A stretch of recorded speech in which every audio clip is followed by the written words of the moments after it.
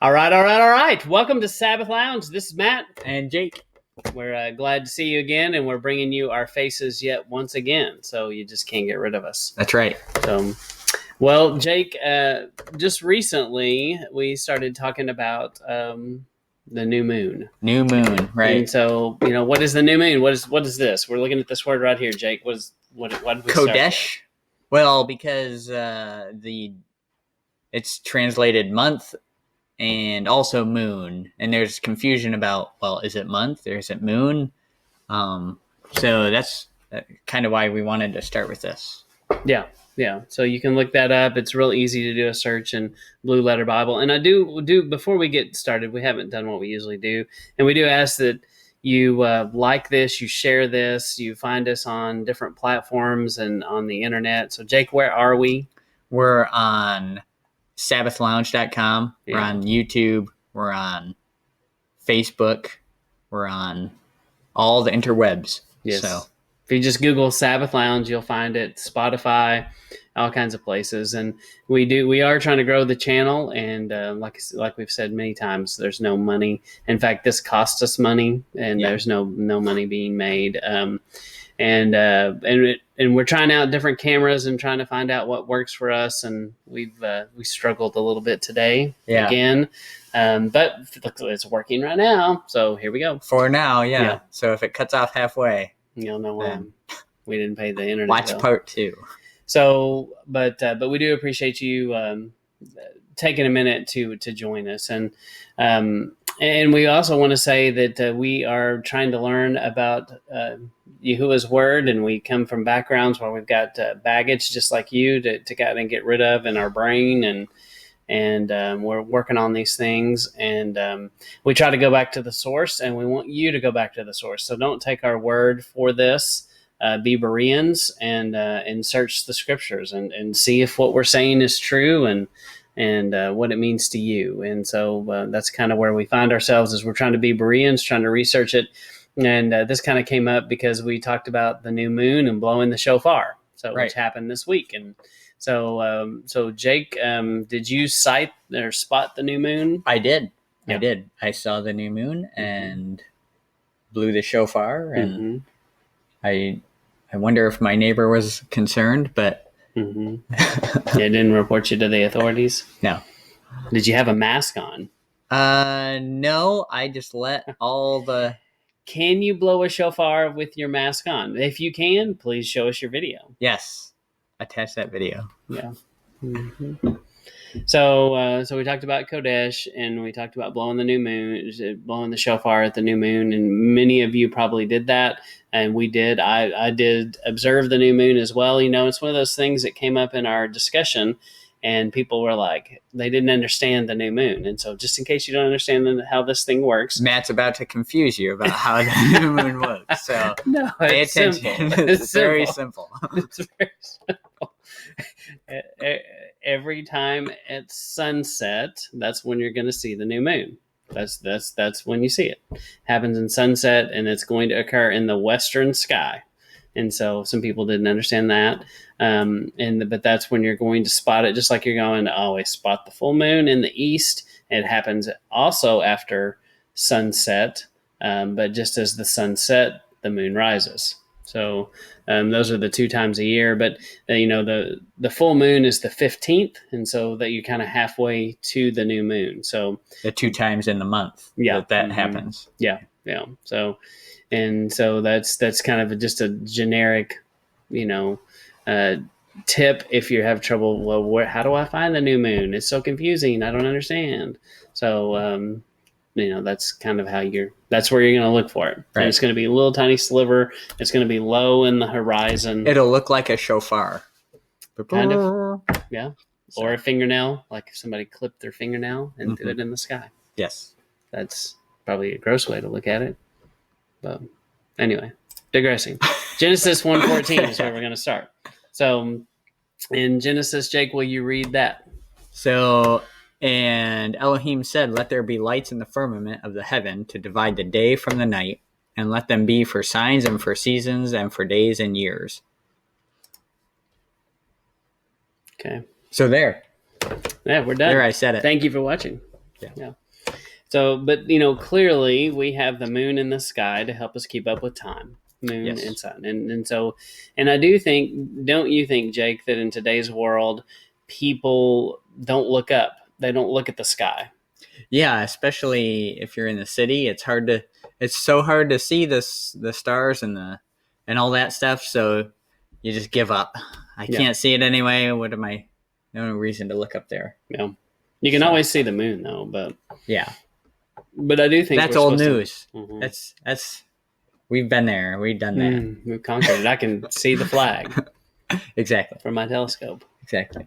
Not really. So I've always, but as a kid, I was always. That's the first thing I did with the telescopes. Like, oh, I'm going to find the flag. Wait, I don't see it.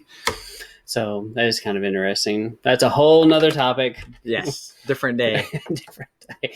But clearly, Yahuwah made these for us to keep track of time. Yes. So, did he make time like we know it today? That's another good question. Do you think he made time like we measure today in minutes, hours, seconds, and to a 12-hour clock or a 24-hour clock?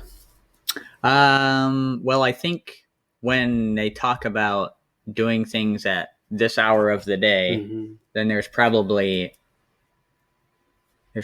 an hourly kind of tracking that goes on, but I'm not exactly sure.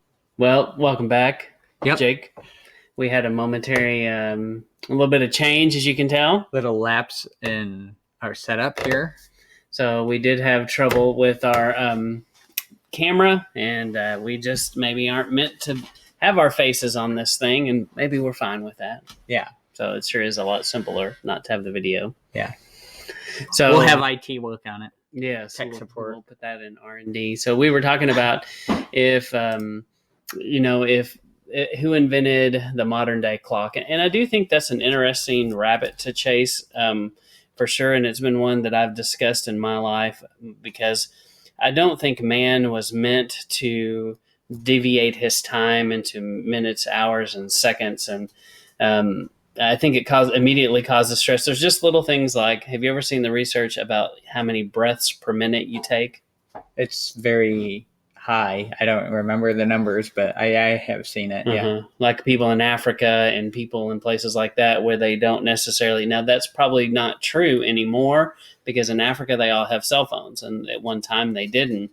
And so now they probably track time just like the rest of us. But, definitely people in different parts of the world where time isn't such a deal like it is in America.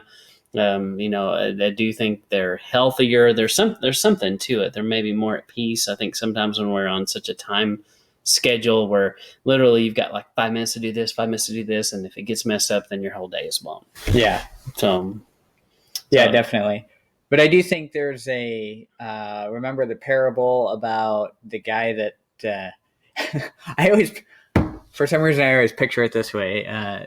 So you go down to the Home Depot parking lot and you say, I need 3 guys jump in the back of the truck and take them to work. Mm-hmm. And so there's a parable where you do that at the beginning of the day, right. And you take them to work, and they're working, and then you go at the last hour of the day and bring them.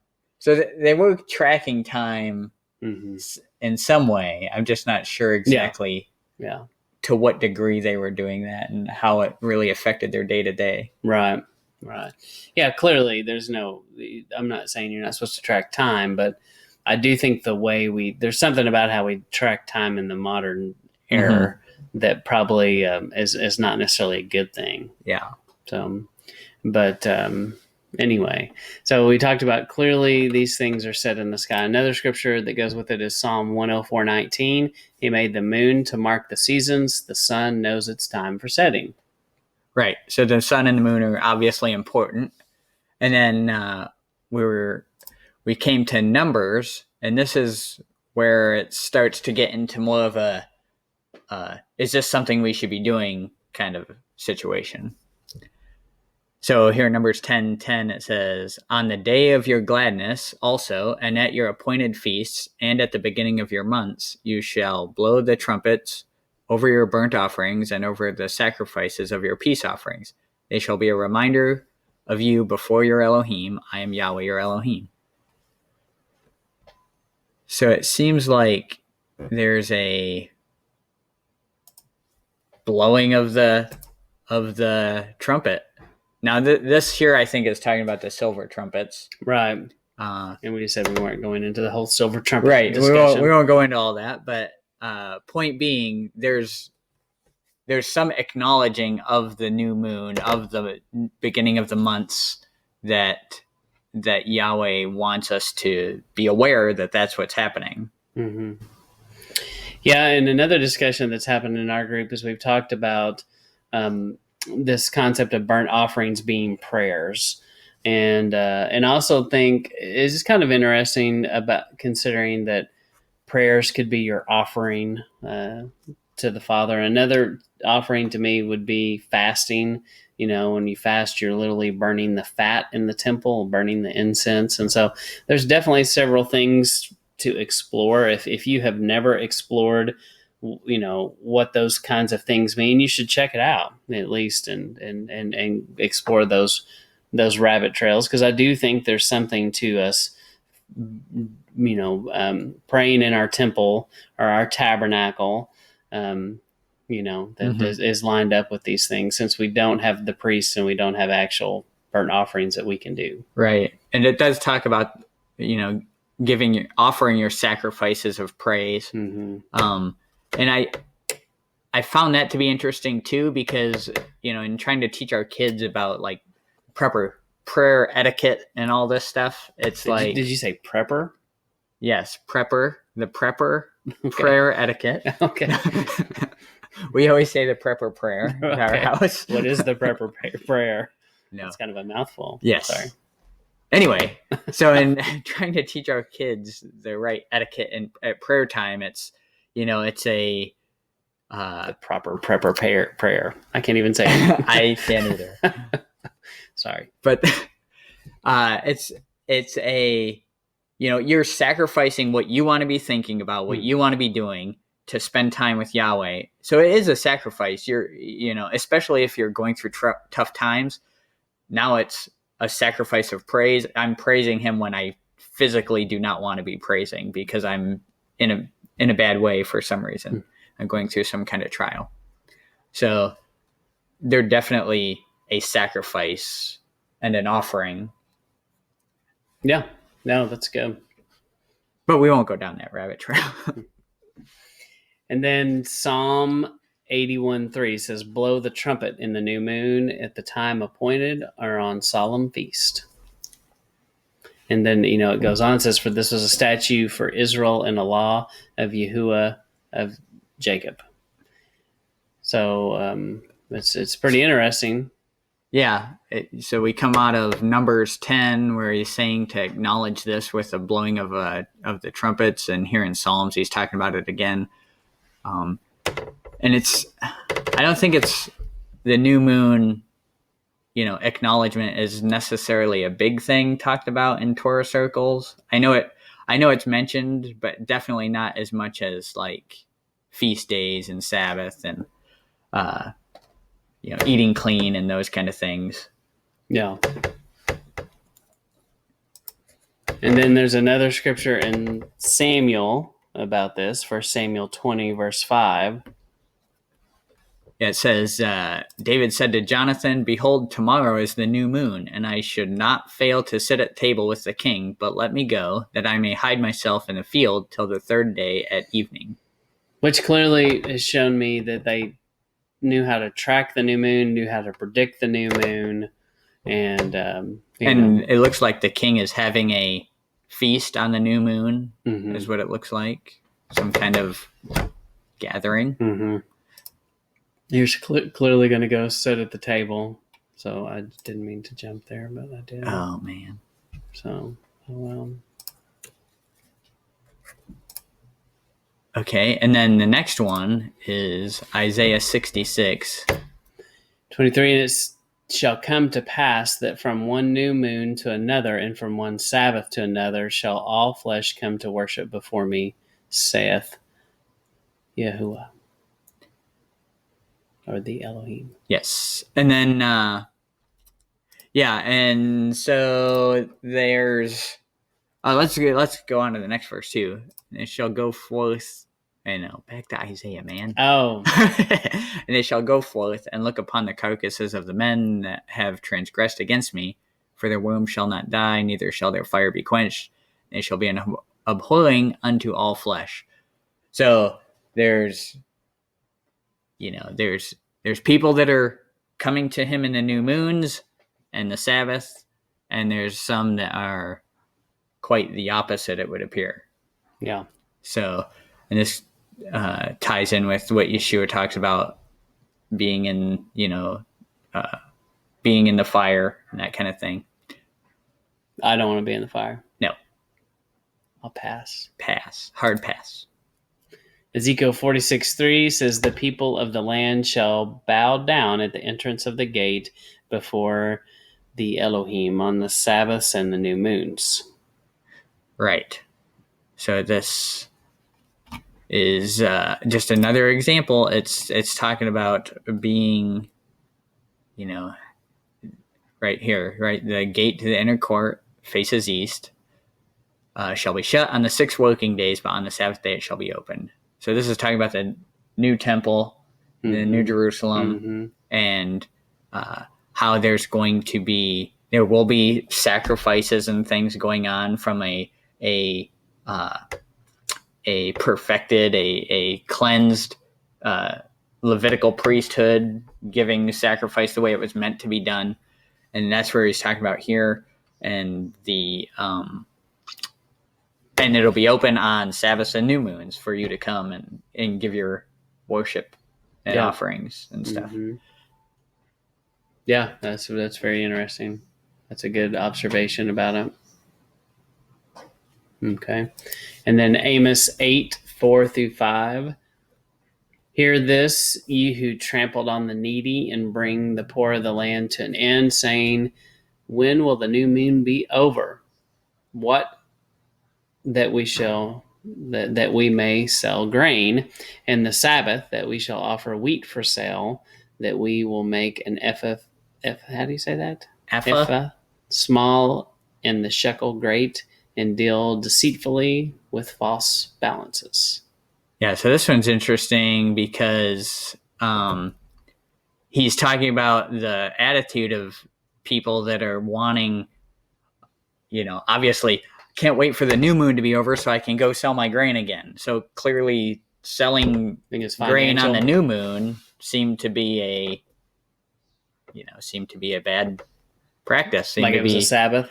Yeah, it was almost treated as a Sabbath. I mean, if you look in probably the way, I don't think you really see buying and selling really condemned until like Nehemiah, when he shuts out the people coming in and selling things on Sabbath. But I don't know if it talks about new moon in Nehemiah for the same thing. But this seems to be giving it the same kind of weight, wherein you don't buy and sell, and that we may offer wheat for sale for the Sabbath, and making the ephah, which is the offering, you're making that small, and the shekel, the money that you're interested in, you're making that greater than your offering. Yeah. No, that's good. And we had 2 Kings 4:23. And he said, why will you go to him today? It is neither new moon nor Sabbath. She said, all is well.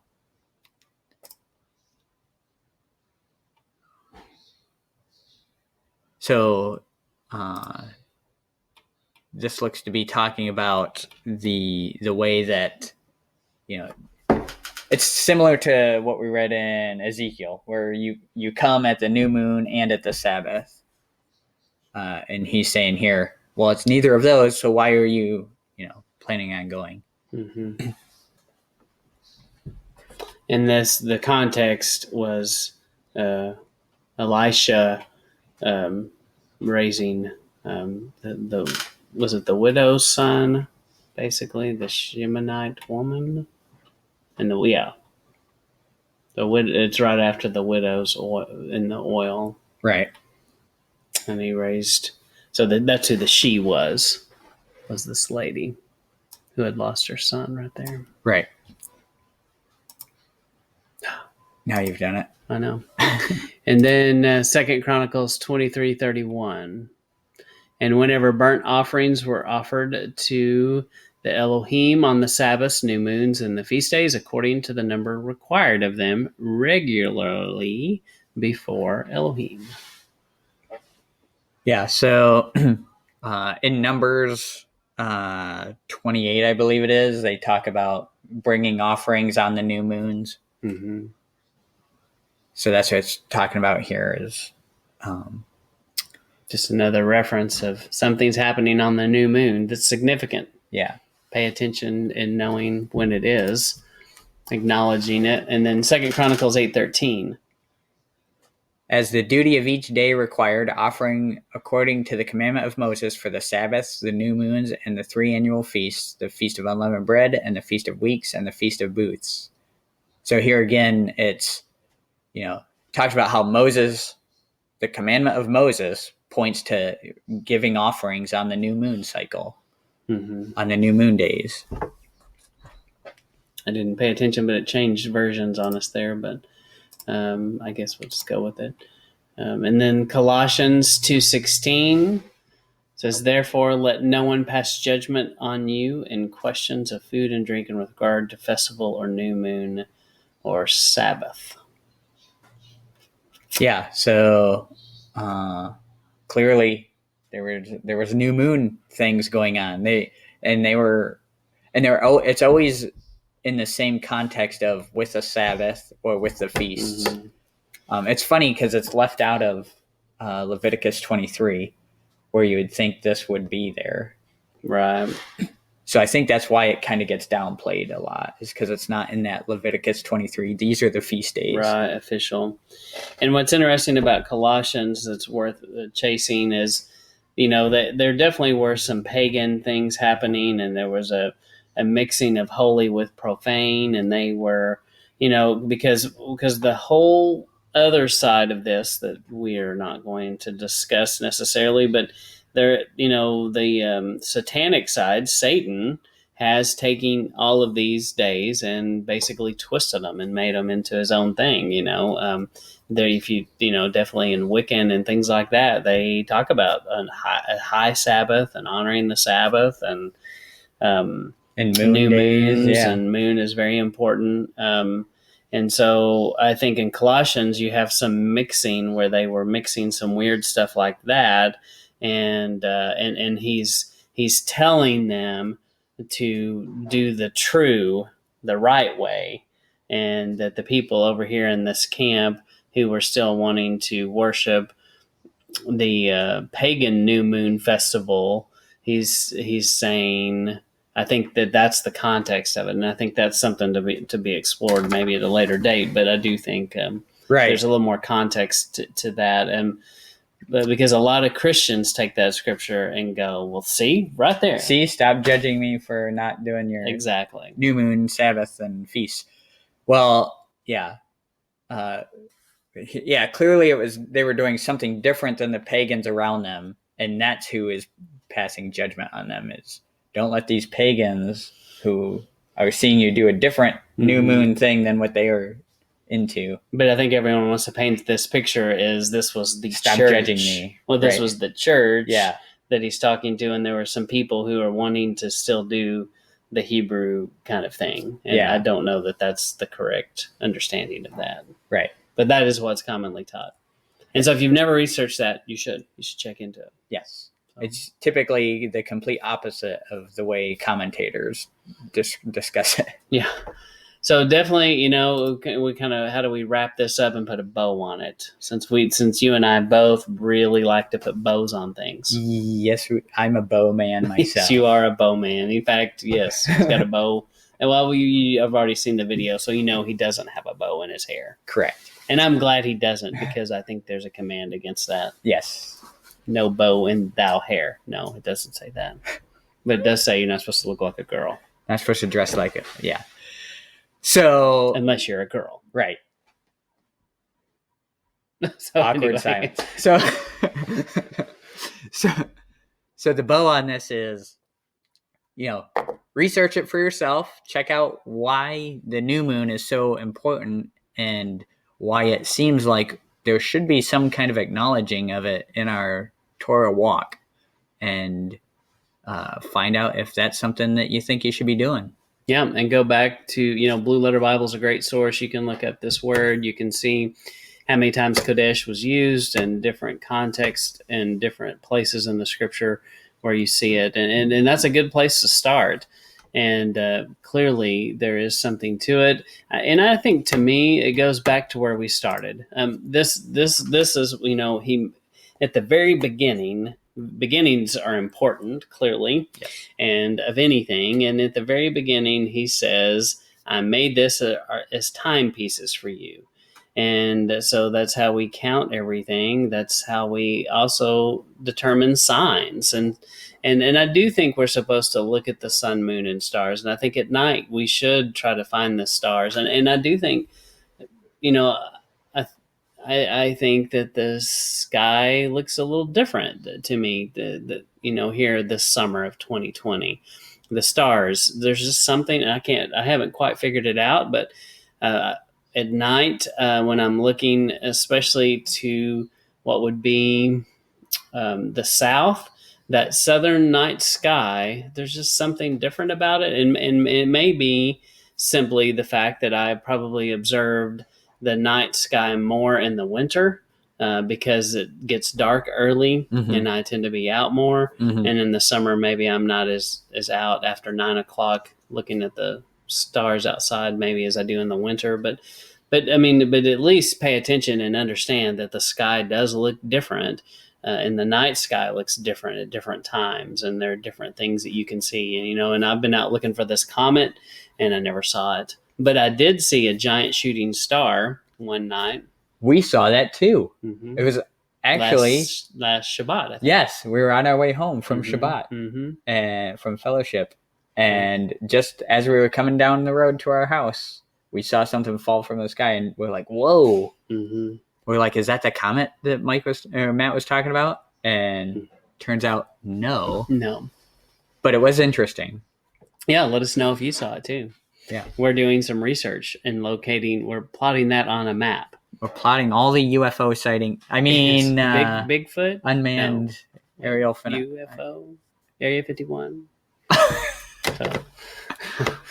No, but I do think it's worth paying attention to, and the whole concept of the shofar. We're supposed to hear the shofar, and we're supposed to be tuned in to his feast, his timing, and his shofar. And I think that all of that's really what this is supposed to be pointing us to and gearing us up for. Yeah. We're supposed to be paying attention. Yep. Well, as always, we appreciate you taking a minute to tune in and to find us and to like us, because, Jake, I need more friends. Yes, you do. But no, I'm a good friend. You are. I'm not a lot of friends. Yes, that's the problem. But I find that I'd rather have a few good close friends than a whole bunch of friends who don't really only care like about you me. for my good looks. Yes, and so sometimes, yes, I have a hard time with that, Jake. Yeah, I'm sure. I'm sure you do. Mm-hmm. No, not at all.